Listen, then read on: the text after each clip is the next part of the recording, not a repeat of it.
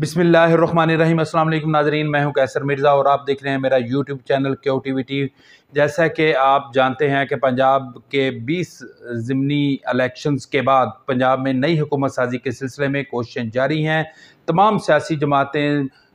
Full ज़ोर लगा रही हैं कि वो हुकूमत साजी के हवाले से अपने नंबर्स पूरे कर सके। नंबर गेम का जो सिलसिला है ये गुज़श्ता रोज़ से शुरू हुआ था, जब वफाकी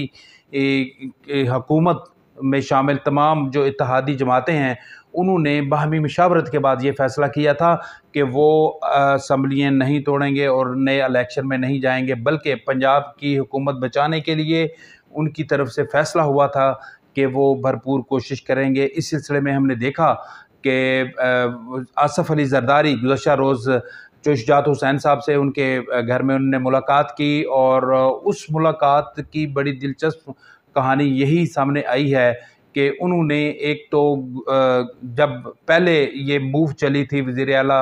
पंजाब बनाने की, तो उस हवाले से जब उन्होंने शुजात से गिले शिकवे भी किए कि आपके साथ जब मामला तय हो चुके थे, हमने वज़ारत आला की पेशकश भी कर दी थी परवेज़ इलाही को, लेकिन उसके बावजूद उन्होंने हमारी पेशकश को कबूल भी कर लिया। लेकिन कुछ ही जो है वो घंटों के बाद उन्होंने फ़ैसला चेंज करके वो इमरान खान के कैंप में चले गए। तो साथ ही फिर उन्होंने शुजात साहब के सामने ये मुतालबा रखा कि आप पंजाब के इलेक्शन में पंजाब असम्बली के वज़ीर आला के इंतखाब के सिलसिले में हमारी पेशकश अब भी मौजूद है। अगर परवेज़ इलाही हमारी तरफ आना चाहें तो हम अब भी उनको वज़ारत आला की पेशकश करते हैं। और साथ ही उन्होंने दूसरा मुतालबा भी शुजात के सामने रखा कि अगर चौधरी परवेज़ इलाही इस मुतालबे को नहीं मानते तो फिर आप चूँकि पार्टी के सरबराह हैं तो आप अपने पार्टी अरकान को हदायत जारी करें कि वो हमारे मेंबरान हमारे जो उम्मीदवार वज़ारत आला के होंगे उनकी हिमायत करें। तो मुसद्दिक़ा इत्तलात के मुताबिक शुजात की तरफ से जो पहली पेशकश थी उस पर उन्होंने उन्हें जवाब दिया कि इस सिलसिले में चौधरी परवेज़ इलाही से तो बात हो सकती है, लेकिन जो दूसरी ऑप्शंस है उस पे कतन गौर नहीं हो सकता, क्योंकि अगर परवेज़ इलाही नहीं मानते तो फिर मुस्लिम लीग काफ की तरफ से जितने भी उम्मीदवार पंजाब असम्बली में मौजूद हैं वो परवेज़ इलाही की ही हिमायत करेंगे। आसफ़ अली ज़रदारी की इस मुलाकात के बाद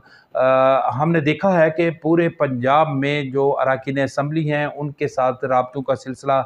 तेज़ कर दिया गया, और जो ही इमरान खान को इतलात मिली कि उनके बहुत से अरकान इस वक्त मुस्लिम लीग नून के साथ राब्ते में हैं और जिनकी तादाद 15 से 25 तक बताई जा रही है, तो उन्होंने अपनी पार्टी के जो अहम तरीन जो शख्सियात हैं मरकज़ी कायदीन में जिनका शुमार होता है, उन्हें फौरी तौर पर अहकामात जारी किए कि वो पंजाब में लाहौर पहुँचें और अपने अरकान को वो ऑन बोर्ड लें और उनको ऐसी महफूज जगह पर पहुँचाएँ जहाँ से नून लीग के राब्ते ना हो। लेकिन इस हवाले से इतलात यही आ रही हैं कि मुस्लिम लीग नून ने इब्तदाई होमवर्क मुकम्मल कर लिया है और नून लीग की तरफ से गैर मुसद्दक़ा तौर पर यह दावा किया जा रहा है तकरीबन 20 अरकान पाकिस्तान तहरीक इंसाफ के वो हमें हमायत की यकीन दहानी करा चुके हैं और मुमकिन तौर पर वो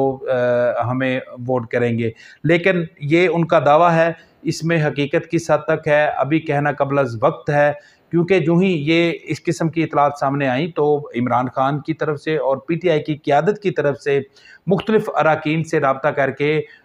उन्हें अपने तहफ़्फ़ुज़ात से आगाह किया और उनके बारे में जो खदशात थे उनके बारे में उनको आगाह किया, जिस पर पाकिस्तान तहरीक इंसाफ के मुतअद्दिद अरकान ने जिन पे ये खदशात थे उन्होंने अपने हल्फनामे पार्टी क़यादत को जमा करवा दिए हैं, जबकि बहुत से अभी अरकान ऐसे हैं जिन पे खदशा है कि वो शायद इलेक्शन के दिन गायब हों, उन्होंने अभी तक हल्फनामे जमा नहीं करवाए। तो सूरत हाल बड़ी दिलचस्प होती जा रही है, क्योंकि इलेक्शन से पहले ज़िमनी इलेक्शन से पहले PTI के बहुत से अरकान ये मरकज़ी क़यादत पर वाज़े कर चुके थे कि अगर पाकिस्तान तहरीक इंसाफ से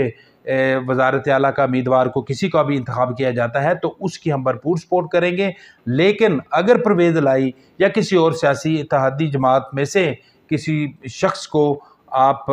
وزارت اعلیٰ کے لیے سامنے لے کے آتے ہیں تو شاید ہم اس کی حمایت نہ کریں۔ تو یہ ایک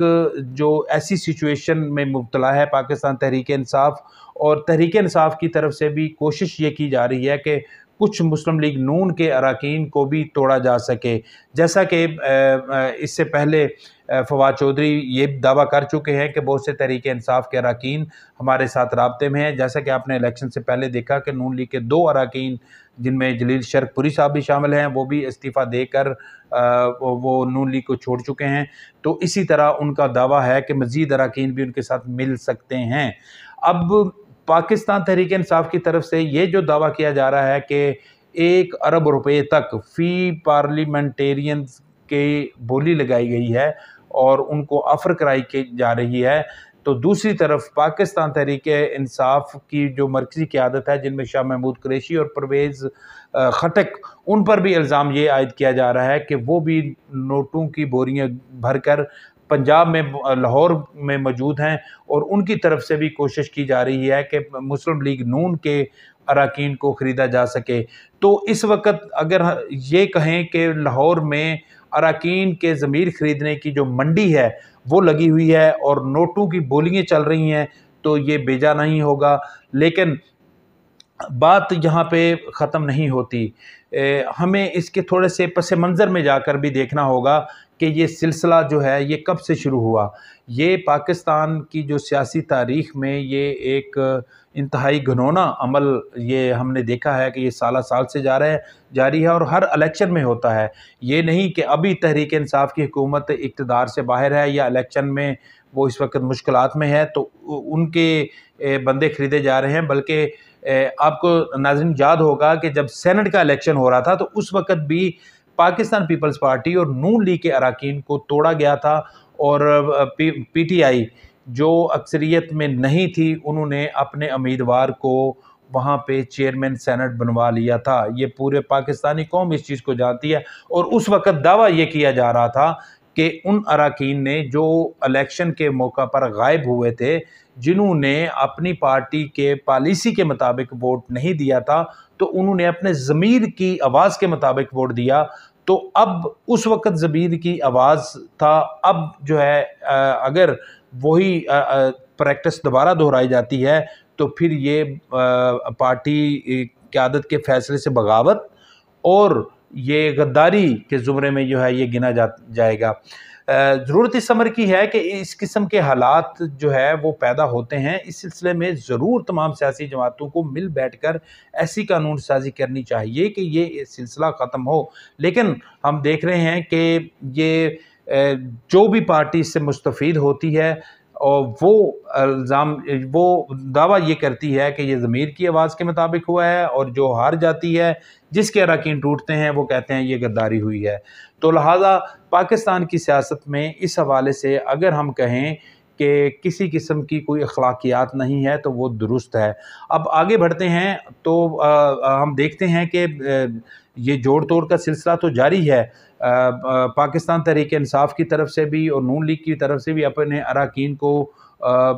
مخالف پارٹی کے ہتھے چڑھنے سے بچانے کے لیے ان کے لیے ہوٹلوں میں کمرے بک کر لیے گے۔ ایک سیاسی جماعت نے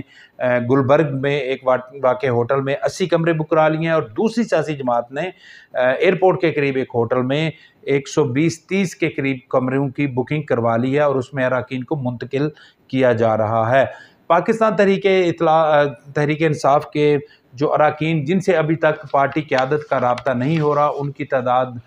25 سے زائد بتائی جا رہی ہے، لیکن پی ٹی آئی کا دعویٰ یہ ہے کہ ان اراکین سے بھی رابطہ ہو جائے گا اور ان کو بھی ہم اپنے کیمپ میں لے آئیں گے۔ اب صورتحال کیا بنتی ہے؟ آئندہ 12 سے 24 گھنٹوں کے اندر یہ پکچر کلیئر ہو جائے گی،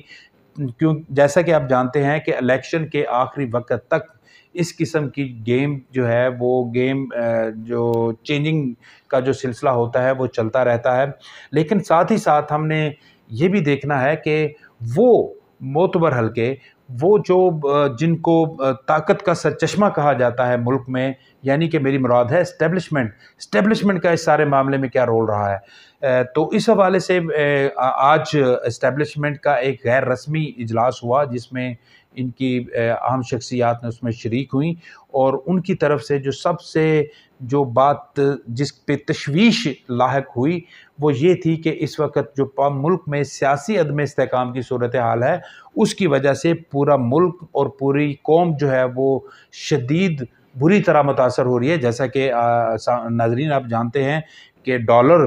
مختصر 2 دنوں کے اندر اندر وہ آپ نے دیکھا کہ وہ 225 کی لائن بھی کراس کر چکا ہے۔ تو اب آنے والے دنوں میں بھی ہمیں کوئی سیاسی استحکام کے حوالے سے ایسی کوئی صورتحال نظر نہیں آ رہی کہ جو ڈالر کی اڑان ہے وہ رک جائے، اور ملک کی معیشت کے حوالے سے جو اس وقت جو خدشات لاحق ہیں ملکی سطح پر بھی اور انٹرنیشنل سطح پر بھی، وہ چمگوئیاں اور وہ جو خدشات ہیں وہ ختم ہو سکیں۔ تو لہٰذا اسٹیبلشمنٹ کی طرف سے بھی کوشش یہ کی جا رہی ہے، فیصلہ یہ ہوا ہے کہ وہ کوئی درمیانی رستہ نکالیں جس میں دونوں اطراف سے، یعنی کہ پاکستان تحریک انصاف اور مسلم لیگ نون اور ان کے اتحادیوں کو جو قابل قبول جو رستہ ہو اس پر لے کے آئیں، تاکہ ملک جو اس وقت سفر کر رہا ہے اس سے باہر نکلا جا سکے۔ ضرورت اس امر کی ہے کہ تمام سیاسی جماعتوں کو اسٹیبلشمنٹ کے دیے گئے اس فارمولے پر عمل ضرور کرنا چاہیے، لیکن ہم نے دیکھا ہے کہ جو بھی ضمنی الیکشن کے نتائج آئے ہیں اس کے بعد نون لیگ کی قیادت میں بھی یہ خدشات اور یہ تحفظات پائے جا رہے ہیں کہ اسٹیبلشمنٹ کا وہ پازیٹیو رول نہیں رہا۔ شاید اسٹیبلشمنٹ کے کچھ حلقوں کی طرف سے نون لیگ کو یہ قرار دیا گیا تھا کہ وہ اس ضمنی الیکشن میں حصہ لیں، ان کی سپورٹ کی جائے گی، لیکن ہم نے دیکھا کہ ان کی کہیں پہ بھی کوئی سپورٹ نہیں ہوئی، کیونکہ اگر اسٹیبلشمنٹ کی سپورٹ ہوتی تو پاکستان تحریک انصاف مطلوبہ جو اس وقت حاصل شدہ جو ان کی نشستیں ہیں وہ شاید حاصل نہ کر سکتی۔ تو اب مسلم لیگ نون کی طرف سے ہم نے دیکھا ہے کہ گزشتہ 2 روز سے اسٹیبلشمنٹ پہ بھی دبے لفظوں ان پہ حملے کیے جا رہے ہیں، اور یہ خواجہ سعد رفیق کی بھی طرف سے بھی اس حوالے سے کل گزشتہ روز پریس کانفرنس ہوئی۔ اس کے علاوہ وفاقی وزیر داخلہ کی طرف سے بھی یہ باتیں کی جا رہی ہیں، اور نون لیگ کی جو مرکزی قیادت ہے ان کی طرف سے نجی محفلوں میں بھی یہ باتیں بالکل واضح اور کلیئرلی جو ہے وہ اعلان کی جا رہی ہیں کہ اسٹیبلشمنٹ نے ہمارے ساتھ دھوکہ کیا ہے، کیونکہ انہوں نے ہم سے مشکل فیصلے کروائے، ہم سے IMF کا ایگریمنٹ کروایا اور ہمیں کہا کہ مشکل فیصلے کریں، ہم آپ کے ساتھ ہیں۔ تو یہ سارا کچھ جب ہم نے کر لیا تو پھر ان نے ہمیں الیکشن میں دھکیل دیا، اور الیکشن میں پھر جو رزلٹ ہیں وہ سب کے سامنے ہیں، اور پھر وہ جو نیوٹرل تھے وہ واقعی نیوٹرل بن گئے، اور نون لیگ جو مشکل فیصلے کرنے سے پہلے یہ قرار دے رہی تھی کہ اس کے ہمیں سیاسی قیمت چکانا پڑے گی، تو وہ پھر سیاسی قیمت انہیں چکانا پڑی۔ اب جو صورتحال یہ ہے کہ اسٹیبلشمنٹ کی طرف سے کوششیں جاری ہیں، لیکن دیکھنا یہ ہے کہ دونوں اطراف سے اس حوالے سے کیا اسٹیبلشمنٹ کی طرف سے دیے گئے جو آفرز ہیں اس پر امپلیمنٹ ہوتا ہے۔ اس حوالے سے جو پاکستان تحریک انصاف کی طرف سے لگ یہ رہا ہے کہ ان کے معاملات طے ہو چکے ہیں، کیونکہ وفاقی جو سابق وزیر داخلہ